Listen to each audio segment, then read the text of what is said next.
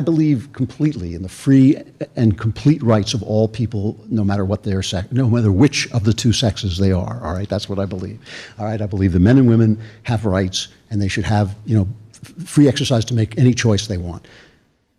What I don't agree with is the idea that somehow male values are the right values, and women who have a different set of values, which have traditionally, and I think rightly, been called female values, are somehow less than their male counterparts. So people who are told, oh, if you make a home for people, which to me is the greatest gift you can give anybody, right? I mean, as somebody who has had a home made for him, it is the greatest thing in my life. If you give life to somebody, if you nurture that person with your body and with your time, and you put aside your career, that somehow you've done something secondary to a guy who goes out and sells widgets at a widget factory and makes a lot of money.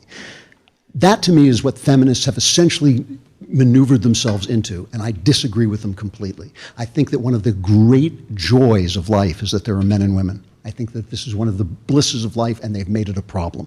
Now, listen, you can go back in history, and there was some point, probably around the 60s, 70s, when I would have agreed with them, when I did agree with them. But they have gone beyond that. They have gone beyond that to a point where I think they are anti-male, but they're anti-male, but they're also anti-female. They're anti the values that most women hold and the things that most women feel are important. And I find that to be absurd. So you just read off a bunch of quotes, which I think you got from Media Matters, because they're after me all the time, right? I try to look at your direct videos to make sure they were in context. But I agree with all those quotes. I stand by every single one of them, because not because I don't want, listen, if a woman says to me, hey, I want to be an astronaut, my feeling is, hey, be an astronaut. What difference does it make to me? I've got the greatest wife in the world. I don't care what you do. I'm not going out with any other women. That's it for me, okay?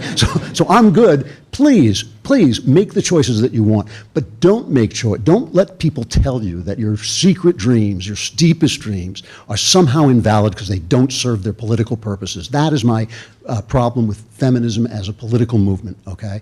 And if we had time and you wanted to discuss certain philosophers, I would tear them apart, because most of them are talking nonsense. However, what really bothers me, well, because that was the question, who have you read, not what is feminism, who have you read? Who haven't I read? I mean, who was the woman, Simone de Beauvoir, who said, one of the founding philosophers of feminism, you would agree, right? Yeah. She said that women should not be allowed to stay home and raise children because too many of them would make that choice. And I have a two-word answer to that, which I won't tell you.